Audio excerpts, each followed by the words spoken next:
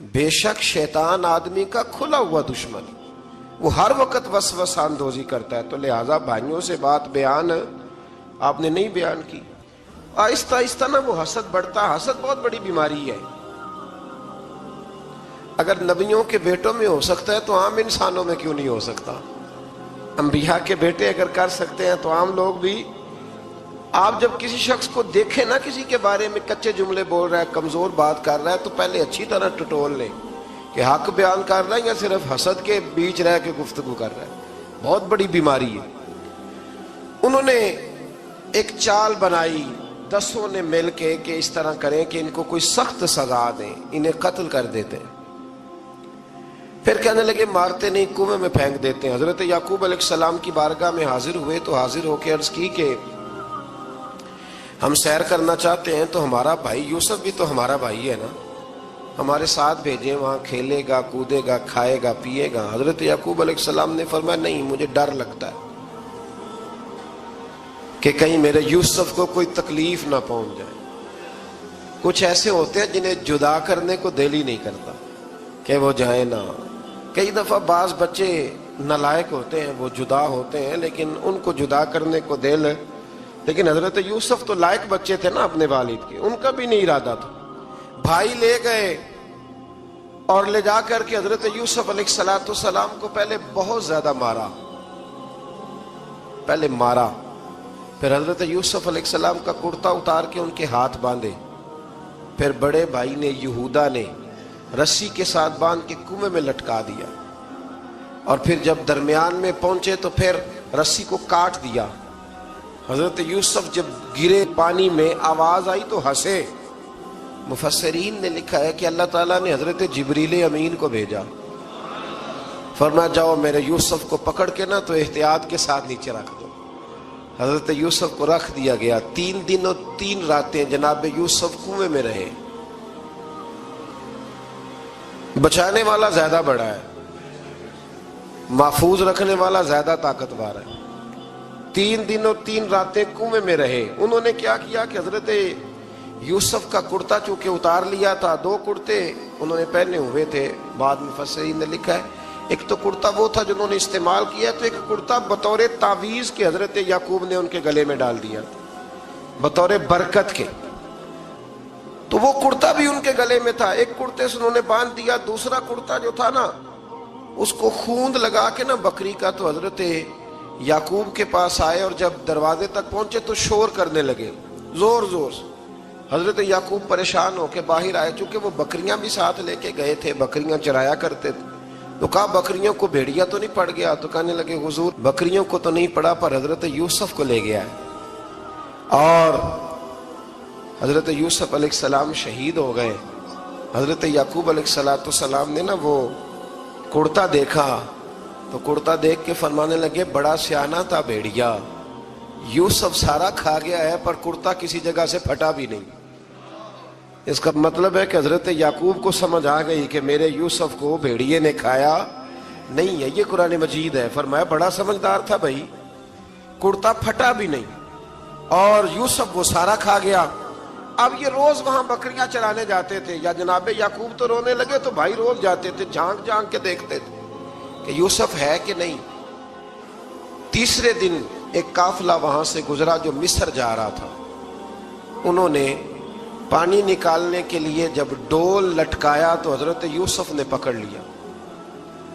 اس شخص نے حضرت جناب یوسف علیہ السلام کو اوپر کھینچا، جب آپ واپس اوپر زندہ نکل آئے تو بھائی پھر حیران ہو گئے، ابھی بھی شکر ادا نہیں کیا کہ 3 دن کے بعد دیکھو اللہ نے کتنا فضل فرمایا ہے۔ لیکن وہ پھر کہنے لگے قریب آ کے نا اس سے، یہ ہمارا بھاگا ہوا غلام ہے، اگر تمہیں چاہیے تو لے لو، سستا بیچ دیں گے۔ حضرت یوسف کا قول بعد مفسرین نے لکھا ہے، آپ فرماتے ہیں کہ مجھے جب انہوں نے تھپڑ مارے تو اتنی تکلیف نہیں ہوئی، کنویں میں پھینکا تو اتنی تکلیف نہیں ہوئی، تکلیف تب ہوئی جب انہوں نے مجھے بھائی نہیں مانا اور کہنے لگے یہ ہمارا بھاگا ہوا غلام ہے۔ تو کہا کتنے کا بیچو گے؟ کہا تم 20 درہم دے دو اور لے لو۔ 20 درہم کا جناب یوسف کو بیچ دیا۔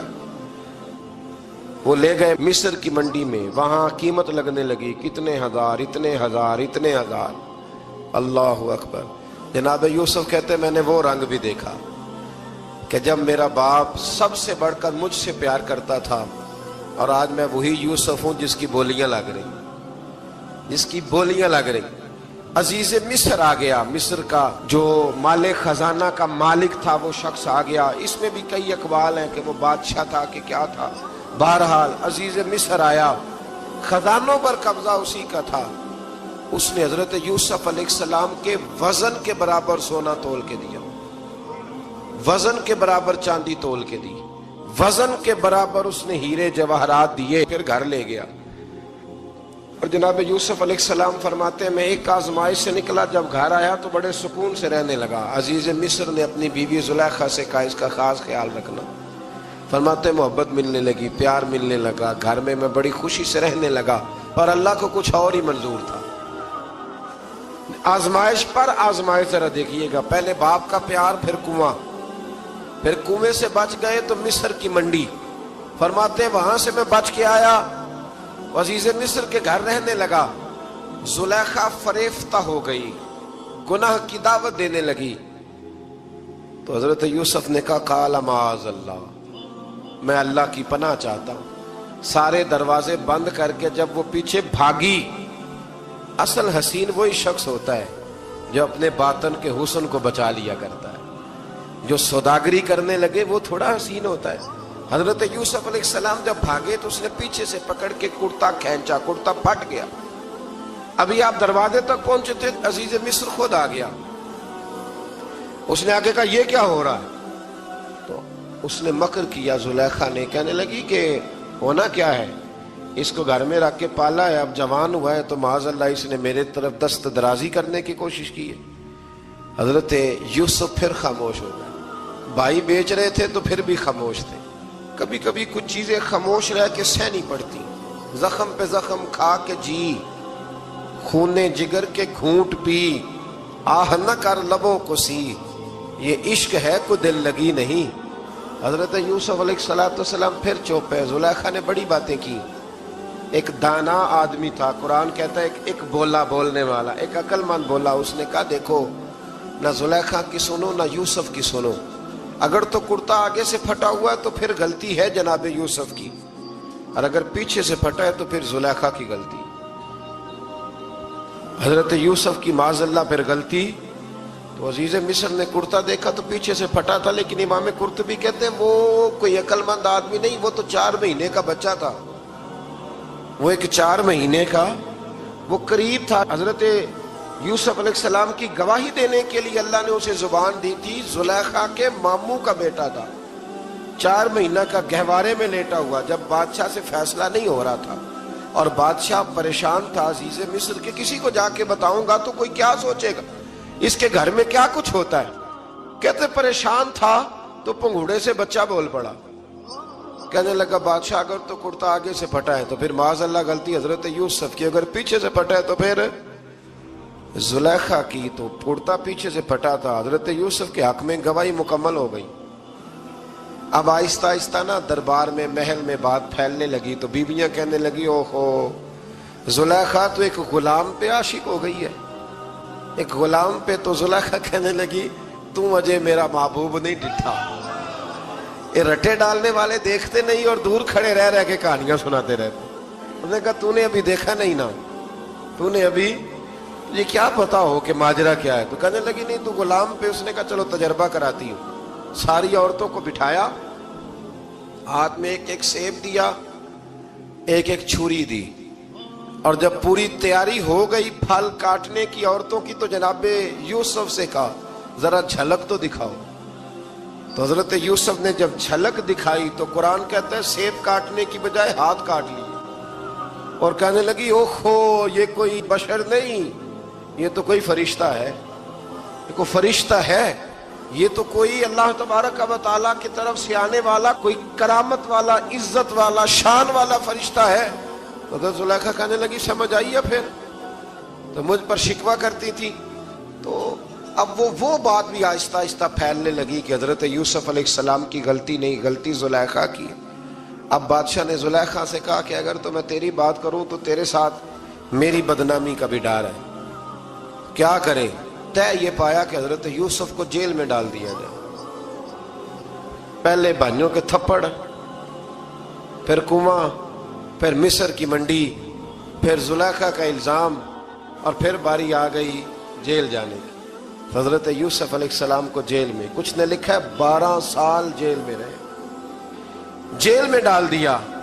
حضرت یوسف علیہ السلام جیل میں کیا کرتے؟ واعظ فرماتے، تبلیغ فرماتے، لوگوں کو اللہ کی توحید کی دعوت دیتے۔ وہاں جیل میں نا ایک شخص نے خواب دیکھا، اس نے دیکھا کہ میرے سر پہ نا پرندے کھا رہے۔ تو حضرت یوسف کہنے لگے اس کی تعبیر یہ ہے کہ تجھے قتل کیا جائے گا، تیری لاش کچھ دیر پڑی رہے گی تو پرندے تیرے سر پہ آ کے بیٹھیں گے، یہ تعبیر ہے۔ ایسا ہی ہوا، واقعی وہ شخص قتل ہو گیا۔ ایک شخص نے دیکھا کہ وہ شراب کشید کر رہا ہے، اس نے بھی تعبیر پوچھی تو آپ نے فرمایا تو اپنے بادشاہ کو پلائے گا۔ محسوس ہوتا ہے کہ اتنی دیر تک شراب ناجائز نہیں تھی، تو اس کو شراب پلائے گا، یہ اس کی تعبیر ہے۔ وقت گزرتا گیا، وقت جو ہوتا ہے نا، وقت یہ خود بخود لوگوں کی بے گناہی ثابت کر دیتا ہے۔ ایک وقت میں نا پراپوگنڈا ہوتا ہے تو ہر آدمی پراپوگنڈے کا شکار ہوتا ہے، پھر جب وقت گزرتا جاتا ہے تو خود بخود وقت کا گزرنا کچھ چیزوں کا خود بخود حل بن جاتا ہے۔ حضرت یوسف علیہ نبینا علیہ السلام کو جب 12 سال بیت گئے تو بادشاہ نے، عزیز مصر نے خواب دیکھا۔ اس نے خواب دیکھا کہ 7 موٹی تازی گائیں دبلی پتلی گائیں کو کھا گئی، اور 7 خشک بالیاں ہیں اور 7 سرسبز و شاداب بالیاں ہیں۔ اپنے وزیر سے کہنے لگا کوئی تعبیر والا بندہ ملے۔ اس نے کہا کہ ایک بندہ ہے جس کی تعبیریں بڑی سچی ہیں۔ کہا وہ کون؟ کہنے لگے جناب یوسف۔ تو قید خانے میں پیغام بھیجا حضرت یوسف کو کہ خواب کی تعبیر بتائیں، تو جناب یوسف نے یہ نہیں کہا پہلے مجھے باہر نکالو، یہ نہیں فرمایا۔ فرمایا تعبیر یہ ہے، یہ 7 خشک بالیاں دیکھی ہیں نا، اس کا مطلب ہے کہ 7 سال تنگ دستی رہے گی، اور 7 سرسبز بالیاں دیکھی ہیں تو پھر 7 سال اللہ خوشحالی دے دے گا۔